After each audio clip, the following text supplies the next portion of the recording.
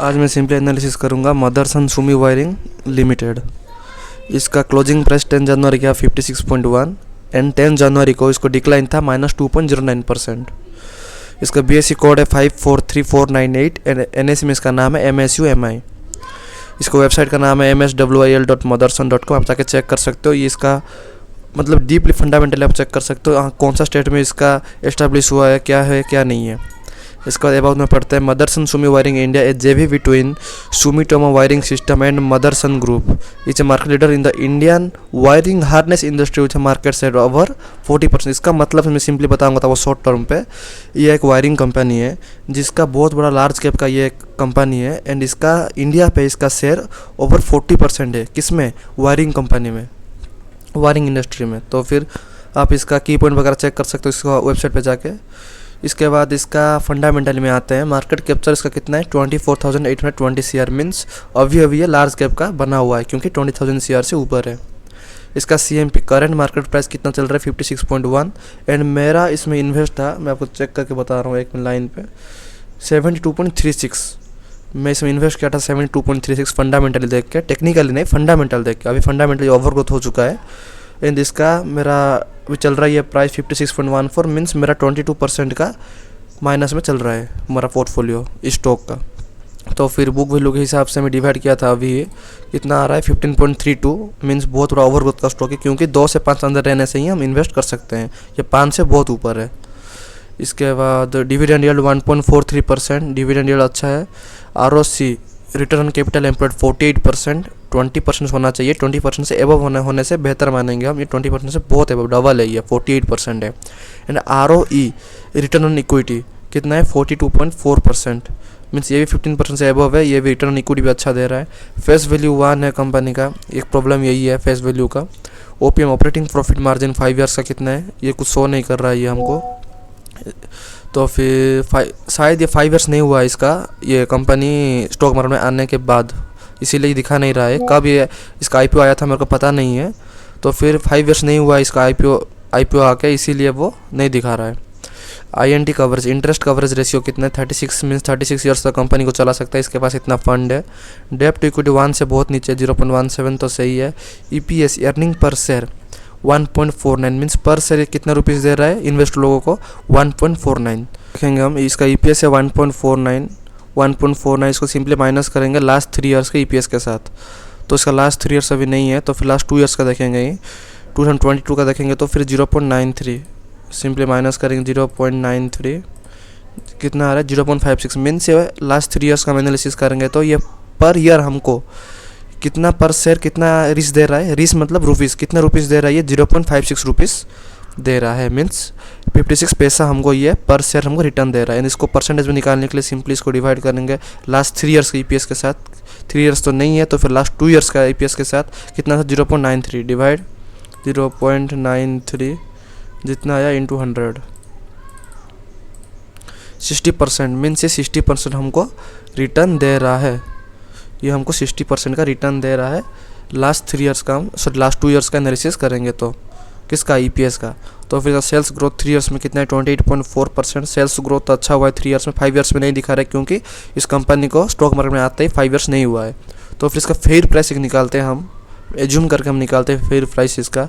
तो फिर fair price निकालने के लिए सिंपली जितना आया है 60 आया, 60 डिवाइड करेंगे इसका PE के साथ कितना है 37.6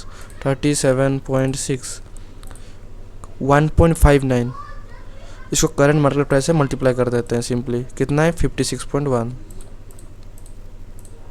इसका फेयर प्राइस अभी होना चाहिए 89.5। इसका फंडामेंटल जैसे दिखा रहा है वो 2 ईयर्स में इसका हम एनालिसिस करेंगे तो EPS का सेल्स ग्रोथ का, तो फिर इसका कितना आना चाहिए इसका करंट मार्केट प्राइस 89 आना चाहिए। बट अभी है कितने पे ये 56.1 है, फिर भी ओवर ग्रोथ है। आप लॉन्ग टर्म के लिए ले सकते हो, जैसे मैं लिया हूँ 5 साल 10 साल के लिए आराम से मैं रखा हूँ ये स्टॉक।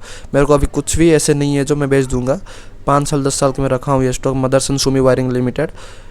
तो मैं आपको सिंपली बता रहा हूँ, मैं कोई सेवी रजिस्टर्ड नहीं हूँ, मैं जस्ट एजुकेशनल पर्पज़ के लिए वीडियो बनाता हूँ। एंड इसका एडवांटेज देखेंगे, कंपनी ने रिड्यूस डेप्ट रिड्यूस कर चुका है, गुड रिटर्न ऑन इक्विटी दे रहा है। ROE इसका 3 रेकॉर्ड का अच्छा है, कितना है 48.2% दे रहा है 3 ईयर्स में। And healthy dividend pay out, मैं आपको बताया था ऊपर, इसका डिविडेंड अच्छा दे रहा है तो फिर 59.9% का डिविडेंड दे रहा है। एंड इसका नेगेटिव पॉइंट है ये ओवर ग्रोथ है, सिंपली बताऊंगा तो।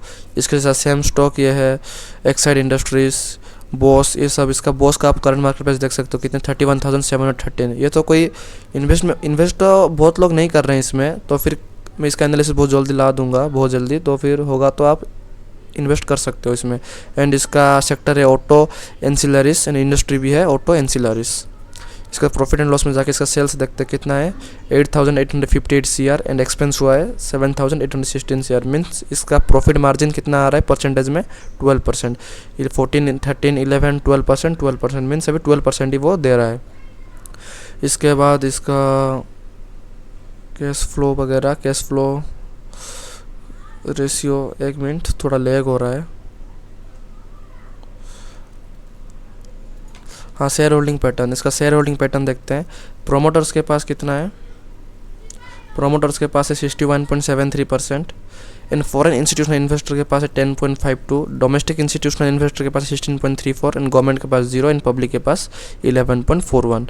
मीन्स अभी जो यही इसका शेयर होल्डिंग पैटर्न देख के भी मैं इन्वेस्ट किया हूँ। इसका प्रोमोटर्स के पास बहुत ज़्यादा है, जब ये बेचेंगे मार्केट नीचे आ सकता है, बट अभी ये नहीं बेचने वाले हैं, मेरे को पता है, क्योंकि मैं इसको वेबसाइट पे जाके मैं चेक कर चुका हूँ ये क्या बनाता है, कैसे बनाता है। आप भी जाके एक बार चेक कर सकते हो।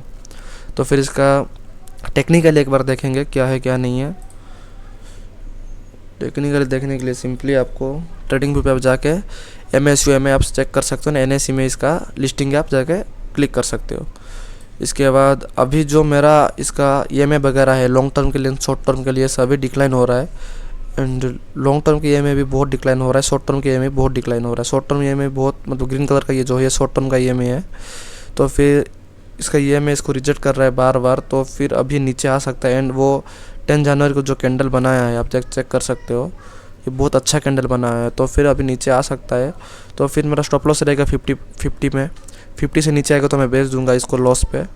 नहीं तो मेरा दिमाग क्या काम नहीं किया तो फिर कुछ नहीं करा, तो फिर लॉन्ग टर्म के लिए मैं रख सकता हूँ 5 ईयर्स 10 ईयर्स तक। इधर मैं सोचूंगा तो फिर ये मैं बेचना है मेरे को स्टॉप लॉस रख के, तो फिर बेच भी दूंगा मैं। तो मेरे हिसाब से आप ना इसको रखिए लॉन्ग टर्म के बेसिस पे, और इसको मत बेचिए अभी, क्योंकि इसका फंडामेंटली बहुत बेहतर है। टेक्निकल तो कुछ भी नहीं है, इधर तक आ सकता है 53.84 मीन्स, और 3 पॉइंट नीचे आ सकता है, और इसको ब्रेकआउट किया तो 50 पॉइंट, एंड इसको ब्रेकआउट किया तो ऊपर से एक ग्रीन कैंडल से ऊपर ब्रेकआउट किया तो 59 मीन्स 60 को ब्रेकआउट किया तो फिर आ सकता है 65, इसके बाद 70 इसका टारगेट रहेगा। और इसमें और कुछ नहीं है, ऊपर से एक ट्रेंड लाइन भी आ रहा है जो इसको नीचे ही ढकल रहा है, तो फिर ये नीचे ही आ सकता है मेरे हिसाब से। आप इसको टेक्निकली मत लीजिए, फंडामेंटल आप ले सकते हो एंड लॉन्ग टर्म बेसिस पे। आज के लिए इतना ही, लाइक शेयर एंड सब्सक्राइब कर दीजिए। Thank you.